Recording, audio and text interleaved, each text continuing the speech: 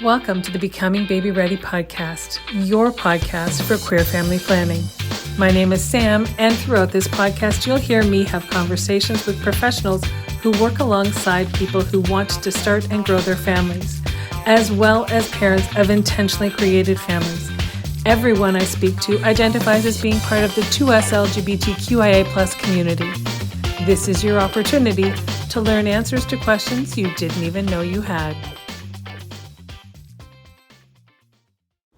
I'm excited to bring you my conversation with Joseph today. He's the proud parent of two beautiful daughters who were conceived and carried and birthed on the other side of the world. Today we're talking all about his journey to becoming a parent. Welcome, everyone. I am extremely excited this afternoon to have the opportunity to be chatting with Joseph. Welcome, Joseph. Please tell us about the members of your family. Members of my family. Well, I have twins, me and Stella, and I also now have a partner. So there's four of us. Wow. And would you be comfortable telling us about the journey that you embarked upon to start your family? Yes, so I went through surrogacy, and I always wanted to be a dad, and I just didn't know how. So my life, like, I was a jet setter. I was working all over the world, producing, traveling. And one night I was about to be 37, and I was sitting in my hotel room in Dubai with everything I wanted around me. And I just felt empty. I just felt that there was more to life than what I had. And that's kind of where I said, okay, now it's time. I didn't know how, I didn't know where, I didn't know when, but that's when I knew I wanted to be a dad and to make it happen.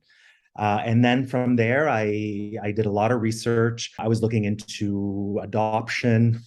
At the time, again, living in the Middle East, there was a lot of children in Syria that, there's so many children that need a loving family. But I quickly realized that as a gay single male, it's close to impossible. Already extremely difficult for a husband and wife to adopt. So quickly I realized that wasn't a way I could have done it. So then I looked into surrogacy, and 4 years later, yeah, it was. I'll go into the surrogacy and all my kind of hiccups and all that. But yeah, I found an agency in India.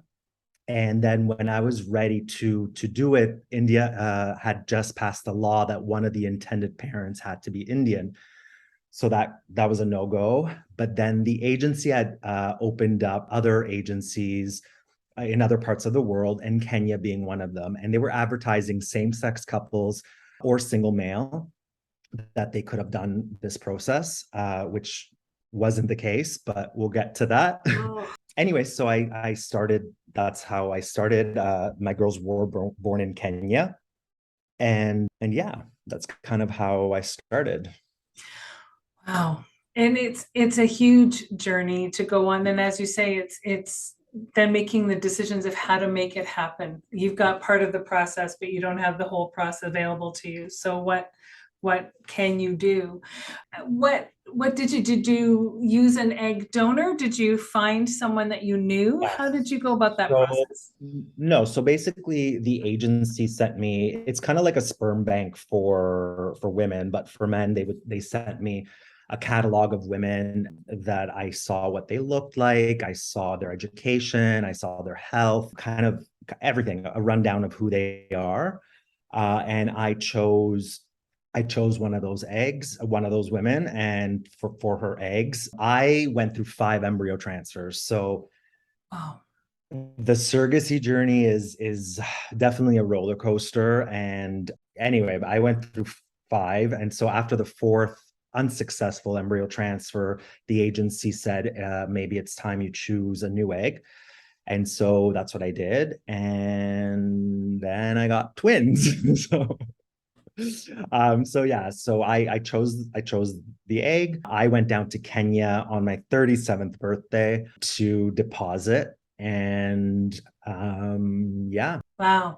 And so were you able to be in close contact with the surrogate through the process, or were you kind of kept separate? No, so that agency in particular, I don't know, because every agency is different, but that agency in particular didn't want you to be in contact with the surrogate. I had a friend doing her doctorate in Mombasa, so I had her go and meet the surrogate and get her number. And so I was in contact with her. I would send her voice recordings and music to play for the girls. And so, but generally, no, you're not in contact with your surrogate. And then I went down 2 weeks before the due date. So yeah, so then I went down, and that was the first time I met her.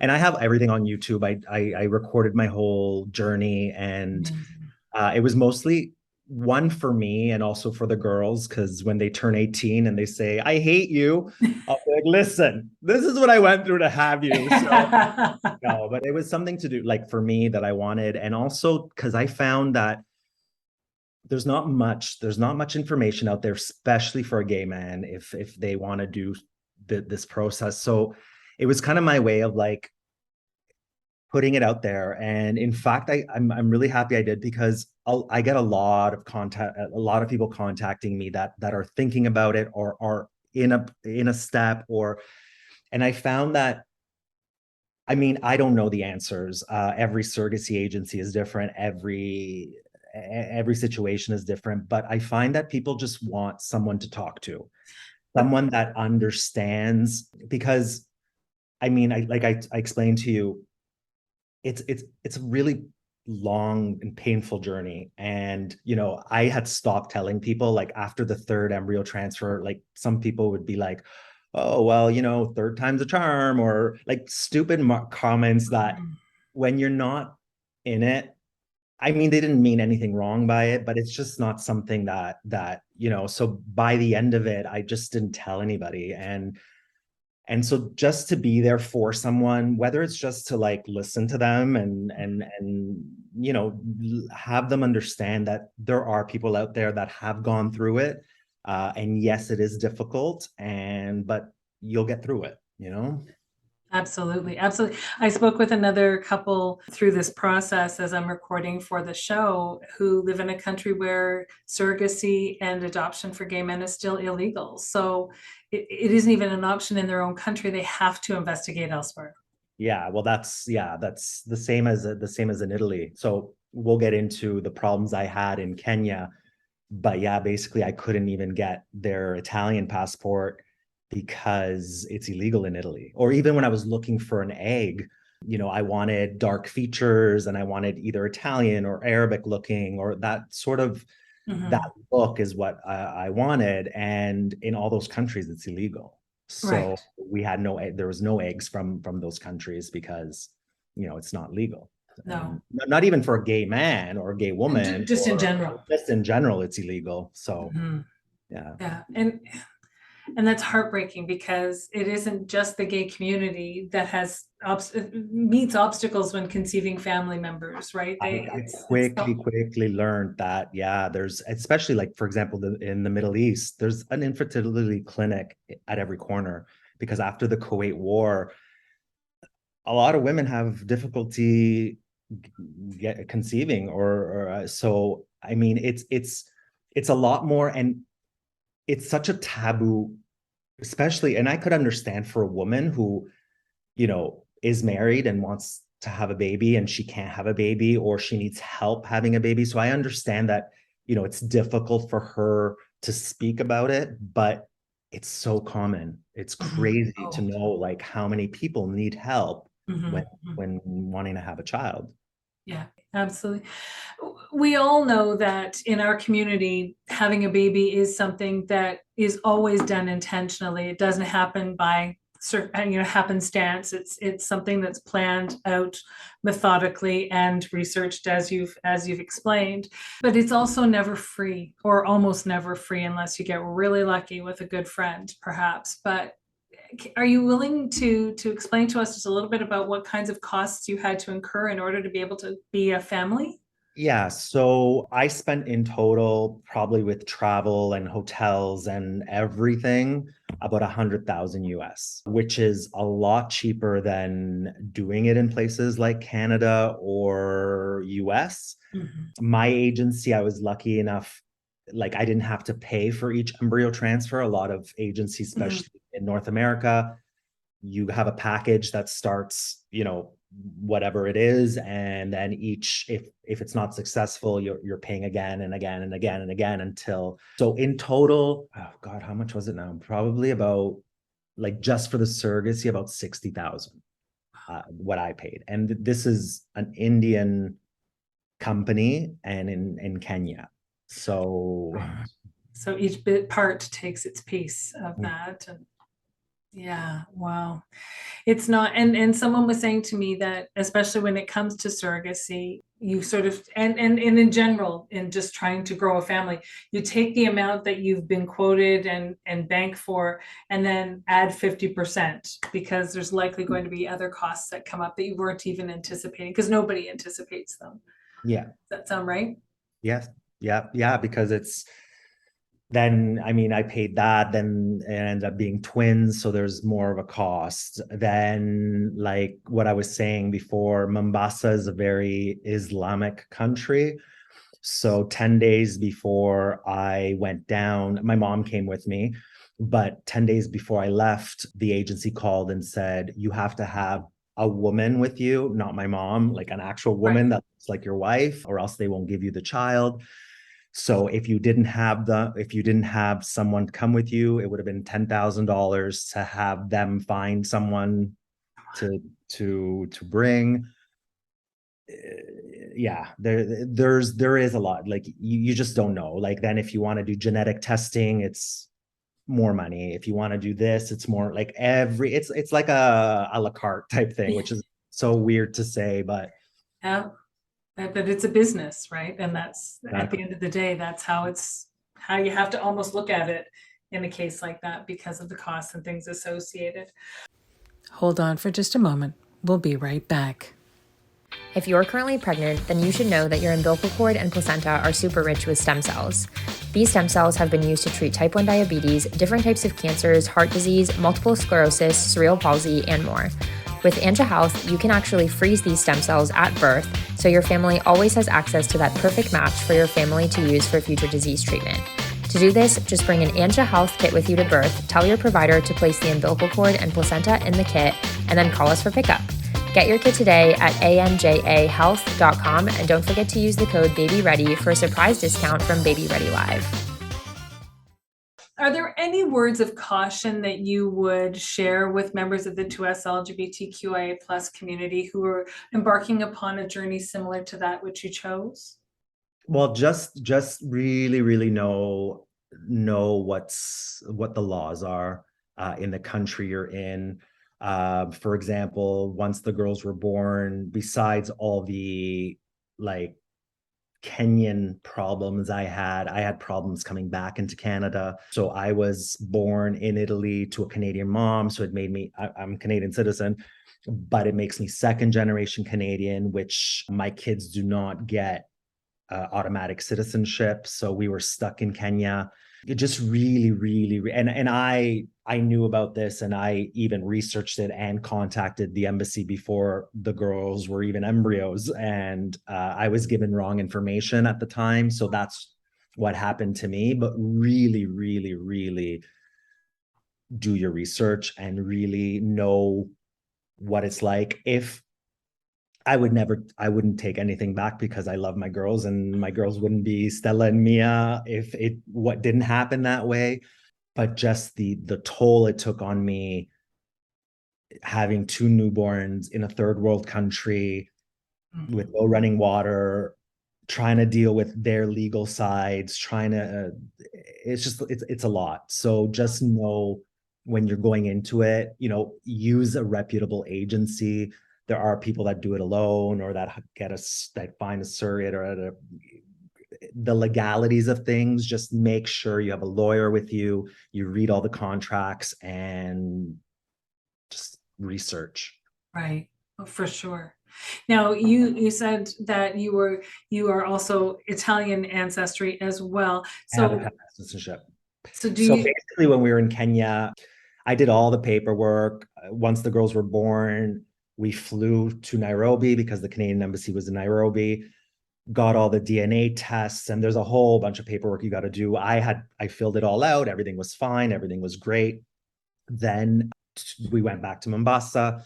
Then 2 days before we were leaving for Toronto, our flight to Toronto, still no one was getting back to me. No one was answering the Canadian embassy. So my mom's like, let's just pack up and go to Nairobi. And so we did that, and we got to the Canadian embassy, and someone came out and said, we're sorry, but your girls cannot get their passports, and you're going to have to sponsor your girls, which would take anywhere between 8 to 12 months.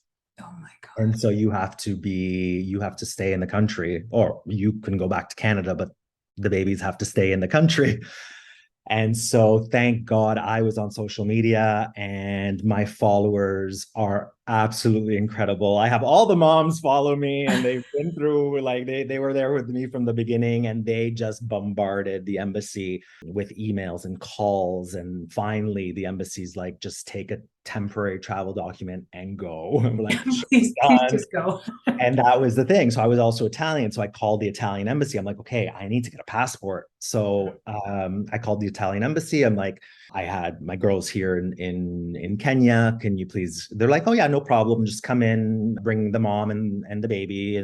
And I'm like, oh, there's no mom.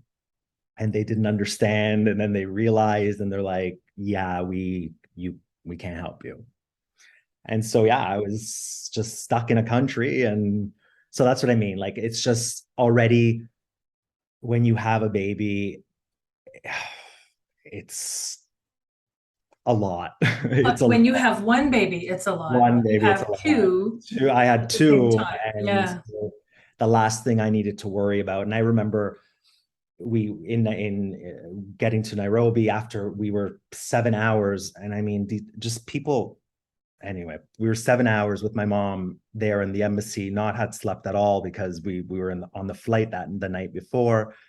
After they said, I got back to the hotel, my mom passed out, and Mia was sleeping, and I held Stella, she was crying, and I just like started crying, and I just felt already a failure as a parent, because I wasn't even able to bring my girls back home. And so it's a lot. It's a lot. So be prepared for anybody wanting to besides all the legal stuff that I'm sure a lot of people don't go through, but just be prepared. It changes your whole life, and no one could prepare you for it. No. And you always feel so condescending almost when you say, no, you just don't know until you know. But unfortunately, there's nothing else that happens in our life that is so all consuming as transitioning to being a parent. Yeah. And you only know it when you know it. Yeah. Oh my gosh. You've agreed to be part of this show, and you've agreed to let me ask you all kinds of questions about your journey to growing your family. So you must see some merit in there being a show like this. Oh, I think this is an amazing, amazing thing you're doing. There isn't this for us. And like I said, why I documented my journey was so other people I could help other people, and that's exactly what you're doing. I've agreed to it because I think it's absolutely incredible what you're doing, and I think the word needs to go out, and we all need to help each other as much as we can. Yeah, thank you. Had there been a show like this when you were in the process of thinking about starting your family? What kinds of things would you want to have seen included, or interviews would you want to have seen included? Well, for me, I wanted to hear from people that have went through it. I wanted to hear from other gay men that went through it, and other, like I said, I wanted someone to talk to. Like, all of a sudden, you're sending 25,000 American across the world, and you're like, it's chump change, Yeah. I work my ass off, and so Yeah. there's just so many, like. And each step, there's questions you have, and the agencies can only tell you what they tell you. But like you said, it's a business. Yes. So at the end of the day, it's a numbers game for them, right? And how many people can we get? How much money can we make? And so yeah, like to have a platform like this where, I could have listened to other people talk or listened to their experience, or that would be the type of the things I'd want to hear. Or even adoption, like the possibilities of adoption, like, here in Canada, it's not as difficult. It is difficult to adopt, but I'm just saying it is possible for the LGBTQ community to adopt, but how do we do it? How the steps, the A to Z on whatever your goal is. Right. 100%. We've talked about your amazing, beautiful girls, and I've seen them on social media, but we've talked about some struggles that you've had. Let's wrap this up by having you tell me, what is your absolute favorite part of being a parent? There's so many. My absolute favorite part is when they, like, for example, they just started JK this year, and I don't even want to think about it because I'm going to cry again. But just like when I go pick them up, them being so excited and running to you and hugging you like you're their life, and just that love, that unconditional love that, again, you can't